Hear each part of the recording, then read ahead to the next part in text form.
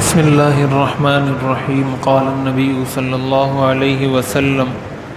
من تعلم العلماء او یماری به السفہاء او یصرف به وجوہ الناس الیہ ادخلہ اللہ النار۔ حضور نبی کریم سرور دو عالم صلی اللہ علیہ وسلم نے ارشاد فرمایا، جس نے دینی علم اس لیے حاصل کیا تاکہ اس کے ذریعے علماء سے مقابلہ کرے یا اس کے ذریعے بے وقوف لوگوں سے لڑے جھگڑے اور یا پھر اس کے ذریعے لوگوں کو اپنی طرف متوجہ کرے،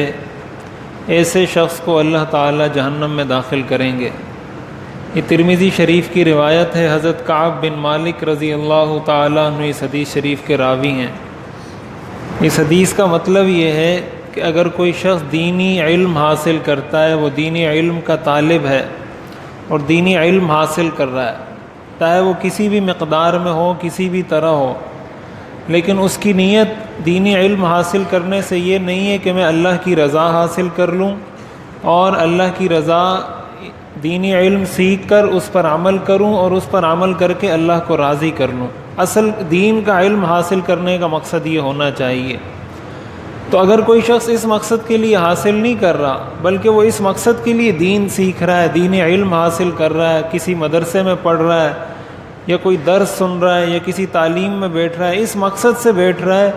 کہ میں علماء سے مقابلہ کروں گا، ان کے ساتھ حجت بازی کروں گا، ان کے ساتھ بحث مباحثہ کروں گا، اور دوسرے نمبر پر آپ نے فرمایا یماری بہ السفہاء کہ بے وقوف لوگوں سے لڑوں گا جھگڑوں گا۔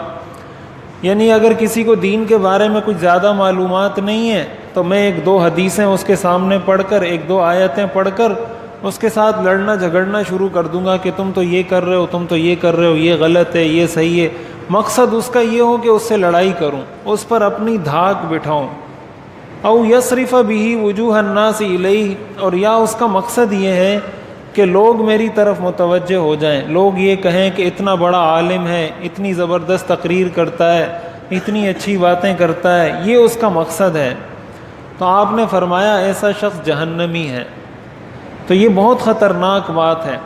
ان لوگوں کے لیے بھی جو دین کا علم حاصل کرتے ہیں، جو دینی تعلیم سے وابستہ ہیں، وہ چاہے طالب علم ہو، وہ چاہے علماء ہو، کسی بھی درجے میں دین سے وابستہ لوگوں کے لیے یہ بہت ہی خطرناک ہے کہ ہر وقت وہ اپنی نیت کی تجدید کرتے رہیں، اس کی اصلاح کرتے رہیں کہ میں کس مقصد کے لیے دین کا علم حاصل کر رہا ہوں۔ اور اسی کے ساتھ ساتھ ان لوگوں کے لیے بھی اس میں ایک لمحہ فکریہ ہے، سوچنے کی بات ہے، جو اس وجہ سے کچھ قرآنی آیات یا کچھ قرآنی احادیث یاد کر لیتے ہیں کہ تاکہ لوگوں کو اس میں الجھا دیں۔ بعض لوگوں کا یہ مزاج ہوتا ہے کہ ان کو کسی چیز کے بارے میں پتہ چلا تو وہ ایک دو احادیث یاد کر لیتے ہیں یا قرآن کی ایک دو آیات یاد کر لیتے ہیں، اور ان کا مقصد یہ نہیں ہوتا کہ اس کے ذریعے میں کسی کو درست بات بتاؤں، بلکہ مقصد یہ ہوتا ہے کہ اس کو کسی طرح الجھا دوں۔ اور یہ چیز ہمارے معاشرے میں بہت زیادہ ہو چکی ہے۔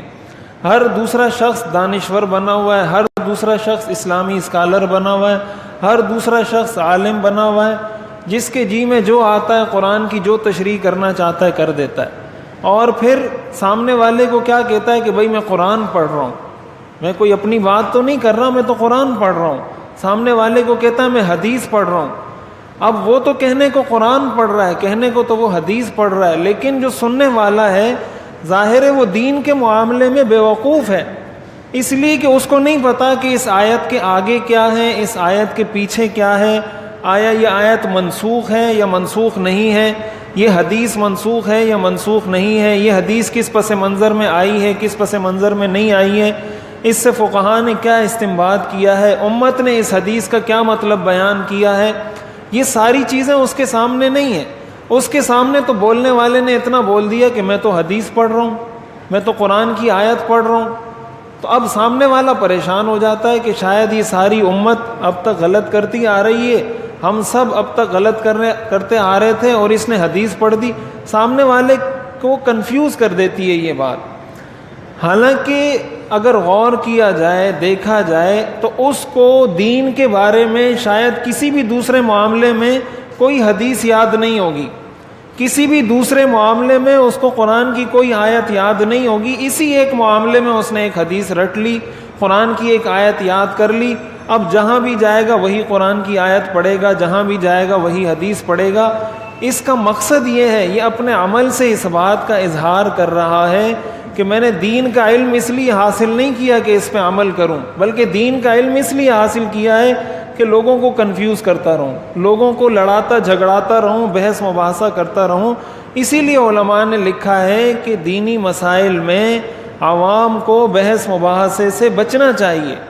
اس کی وجہ یہ ہے کہ معلومات نہیں ہوتی عوام کے پاس، ان کو نہ دلیل کا پتہ ہے، نہ قرآن کے بارے میں تفصیل کا پتہ ہے، نہ حدیث کے بارے میں پتہ ہے۔ اب سامنے والا شخص کچھ بھی کہہ دے، اگلا آدمی کنفیوز ہو جاتا ہے۔ تو جب تک آپ کسی مستند آدمی سے جس نے دین کے علم کے اندر اسپیشلائزیشن کی ہو،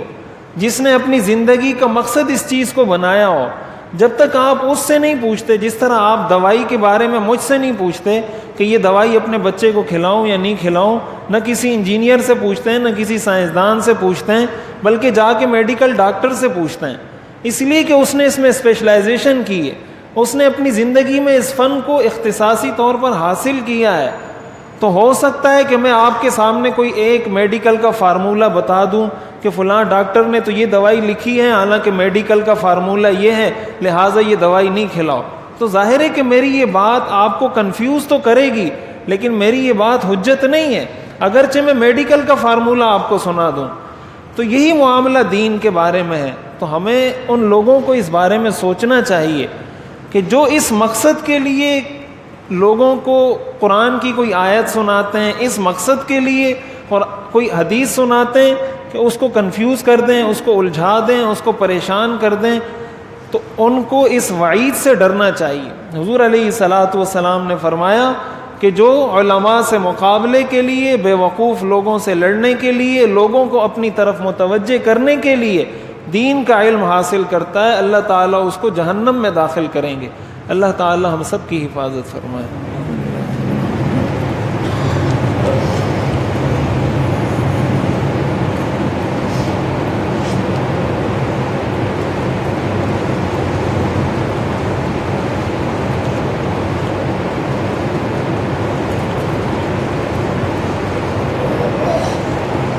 برحمتک یا ارحم